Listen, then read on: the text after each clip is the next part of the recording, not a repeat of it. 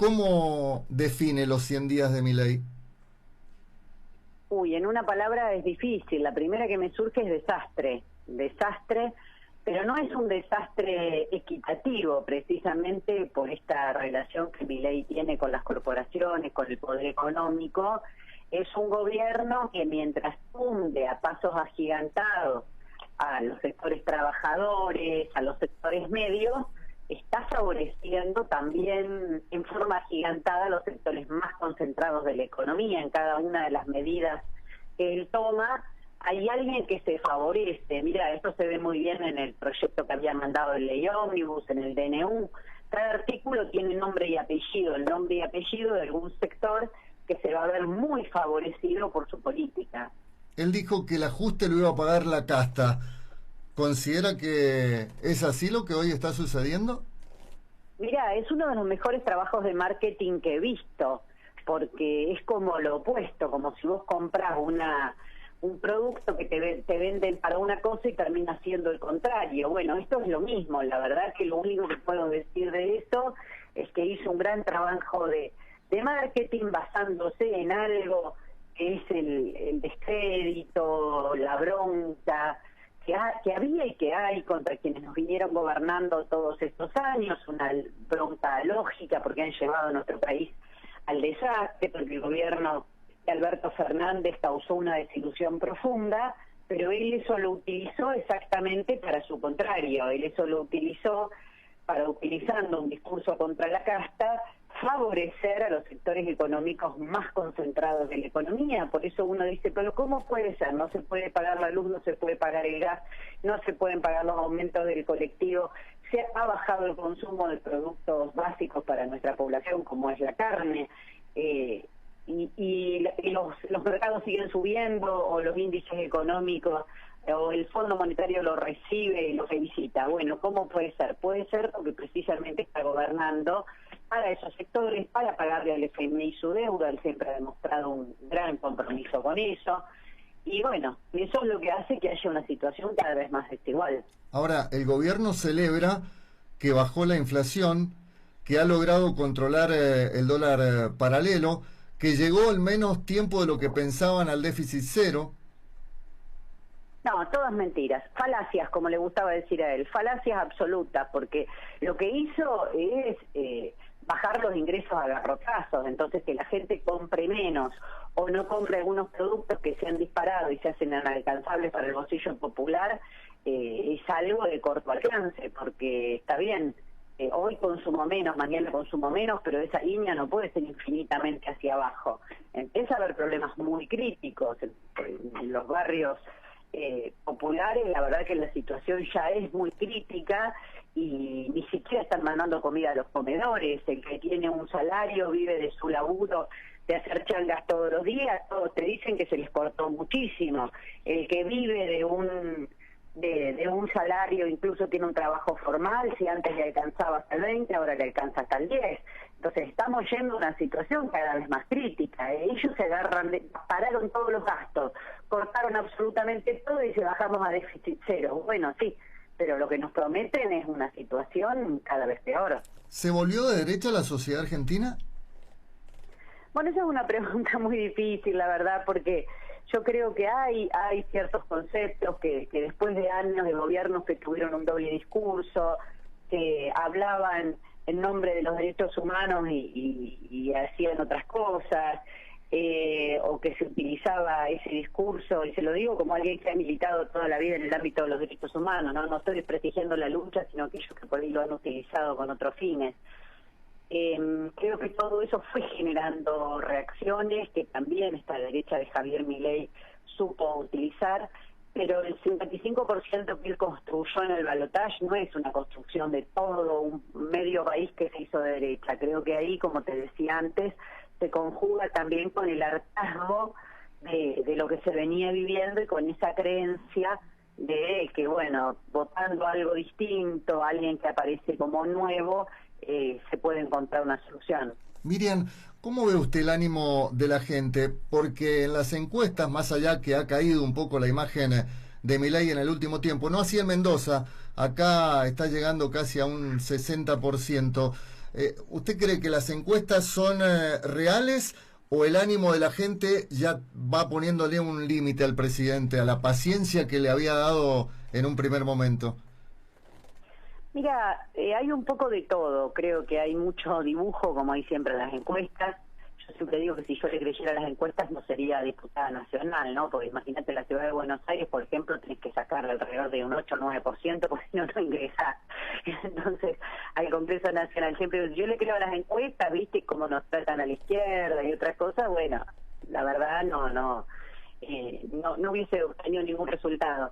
Pero por otro lado, más allá de cierta manipulación o tendencia que puede haber para un lado o para el otro, es evidente que empieza a crecer una bronca social, pero eso lo veo por mi propia militancia, porque estoy en contacto con trabajadores y trabajadoras, muchos de los cuales lo votaron, y dicen, bueno, pero no era esto lo que yo voté, yo creí que iba a ajustar a la casta y el ajustado soy yo. Eso te digo que es como lo que más se escucha. También un sector que lo votó, son muy pocos días desde que asumió y dice, bueno, lo voté, le tengo que dar un tiempo más, pero los tiempos se acaban porque se acaba el bolsillo. Entonces, creo que se va viendo que el gobierno está perdiendo su base de apoyo a la medida que con más medidas pro mercado, pro sectores concentrados de la economía, sube el apoyo arriba y va perdiendo por abajo. ¿Quién tiene más poder hoy, el presidente o el Congreso? Mira, el país está organizado de una forma muy presidencialista, donde el presidente tiene un gran poder, y esto no es exclusivo del presidente. La ley de DNU, que es del gobierno de Néstor y Cristina Kirchner, la verdad que es un desastre, porque vos con la aprobación en una sola cámara podés gobernar por DNU, con una cámara, es decir, menos que para sacar una ley que necesitas dos. Entonces, el sistema es presidencialista, pero se fue reforzando los últimos años, se fue reforzando la Constitución del 94, habiendo permitido los DNU como una herramienta arbitraria de los presidentes. En el Congreso creo que hay un gran debate, está muy fragmentado, pero también creo que lo que hay es, no hay una decisión contundente en la mayoría de los bloques de enfrentar al presidente. Es inexplicable que el DNU siga en pie. Es inexplicable que desde diciembre siga en pie un DNU que es totalmente inconstitucional, ilegal. Más allá que yo no coincido en nada con su contenido tampoco, pero para empezar es ilegal. Entonces, ¿por qué tiene que estar en pie? ¿Qué hace que no podamos sentarnos una vez por semana hasta conseguir el quórum? Que quede claro quiénes son los que no se sientan. Bueno, nosotros, por lo menos desde Frente Izquierda, somos muy críticos de cómo está actuando la oposición en el Congreso, y ni que hablar en la calle donde no se los ve. ¿Qué va a pasar con el DNU en diputados? No se sabe todavía, realmente no se sabe, por esto que te digo, porque hay mucha palabra pero muy poca acción con algo que es totalmente ilegal, algo que no puede seguir en pie, y que incluso de la izquierda opinamos que tiene que ser anulado para que no queden rastros de las terribles medidas que se toman en él, que, como te digo, son ilegales, pero también atacan profundamente las condiciones de vida de los que se levantan todos los días a laburar, esos que verdaderamente no son castas. ¿Cómo debe resolverse para usted el tema de las jubilaciones? Porque más temprano leí que probablemente lo saca por decreto el tema de la fórmula jubilatoria. Bueno, para mí sería completamente ilegal si lo saca por decreto. Él lo que está tratando de hacer es licuar todo lo que pueda, jubilaciones, salarios, plazos fijos, es decir, todo lo que tenga que ver con sectores de trabajadores, con sectores medios, lo está tratando de licuar. ¿Esto qué es? Que pierdan valor adquisitivo. Entonces, de esta manera, por decirlo de una manera súper sencilla, se adquiere menos, se comercia menos, opina que va a seguir bajando la inflación. Bueno, es una especie de paz, pero paz de los cementerios, ¿no? Porque te está llevando a una situación catastrófica. Y con la jubilación quiere hacer lo mismo, quiere ir viendo cómo van perdiendo poder adquisitivo cada día que se demora esta discusión sobre las jubilaciones. Es tiempo que gana el Congreso. Creo que ahí hay un tema muy importante, porque también en estos días se habla que se va a reunir la comisión de previsional. Esper no ha querido reunir la comisión de presupuesto, la verdad que lo nombro particularmente porque es una persona que se muestra muy bravucón en las redes, pero lo han puesto al mando de la comisión de presupuesto y los jubilados siguen esperando a ver que el señor se decida a tratar este tema. Estamos ya a mediados de marzo, casi pasada la mitad del mes y todavía no se ha discutido qué va a pasar con los jubilados, y el presidente aprovecha todo esto para decir un decreto. Decreto no tendría por qué sacar, porque está el Congreso funcionando, entonces ahí se tiene que discutir en el Congreso, tienen que dejarse de dar vueltas y se tiene que discutir rápidamente cómo hay un aumento de emergencia y se recomponen los haberes de los jubilados. No alcanza con cambiar la fórmula, adaptar la fórmula para que no pierdan a la inflación. Lo primero es un aumento de emergencia porque vienen desde muy abajo.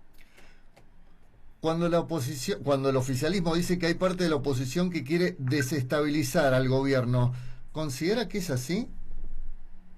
No, bueno, eso lo dicen siempre todos los gobiernos, no todos los gobiernos siempre se ponen en víctimas. Mira, cuanto más ajustan al pueblo, más víctimas se ponen ellos. No, esos argumentos, que deje de ajustar, que deje de aplicar tarifazos. No. Acá lo que hay que hacer es enfrentar al gobierno, y como él no quiere que lo enfrenten, bueno, empiezan con todas estas excusas que, como te digo, creo que si lo buscamos lo vas a encontrar en todo y cada uno de los que han gobernado. Siempre tratan de ponerse como las víctimas ellos, mientras los que pagan las consecuencias de sus políticas nefastas son los que trabajan todos los días. Hablamos del DNU y de la ley de bases, la conocida ley Ómnibus. ¿Qué puede pasar?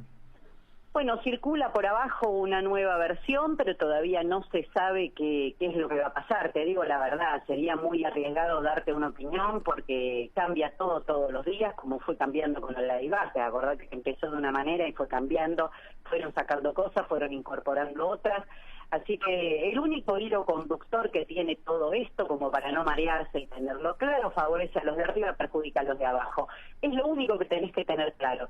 Todo lo que están mandando es viendo cómo organizan un nuevo saqueo histórico en nuestro país, histórico, cómo vuelven a hacer una gran vuelta de tuerca extractivista, quedándose con todos los bienes comunes, los llamados recursos naturales de nuestro país, cómo las grandes corporaciones hacen sus negocios a partir de una enorme baja de salarios, que para ellos es un costo. Para vos es tu vida el salario, para ellos es un costo.